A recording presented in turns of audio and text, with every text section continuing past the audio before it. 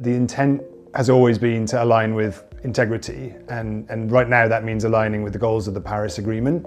The Paris Agreement was signed in 2015, and this will be the first full year which is possible to do that, and so naturally Gold Standard is the first to do that. Aligning with the Paris Agreement will maximise the opportunity for projects to be funded through carbon markets, for example, and it minimises the risk of critique. So if you want a sustainable, resilient, effective, optimised carbon market, alignment with Paris is the way to go.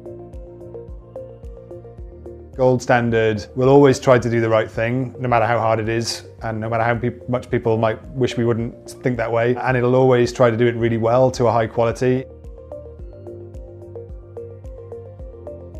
The experience has been to optimise a project for its climate impacts.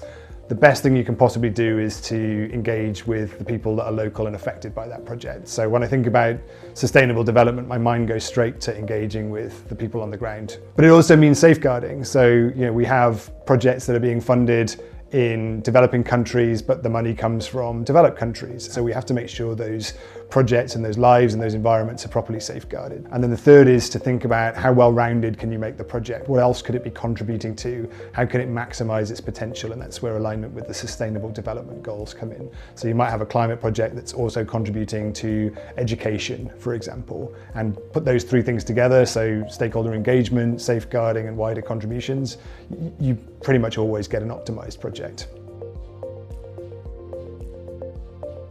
On the supply side, we've seen a greater valuing of integrity. I mean, it's a volatile market, but we see a greater valuing of integrity. So higher prices for higher integrity, more recognition, more market access. On the demand side, we see the opportunities around Paris. So we see country to country transfers of credits, or we see the airline industry regulatory scheme. But we also see voluntary action by companies starting to regrow from a position of not very stable, but at least demand, to something where it's more embedded in corporate climate action, and where claims, for example, made by companies are a bit more credible, a bit more robust, and a bit more resilient to critique in the media, for example. If you put integrity of supply together with integrity of demand, you've got quite an exciting future.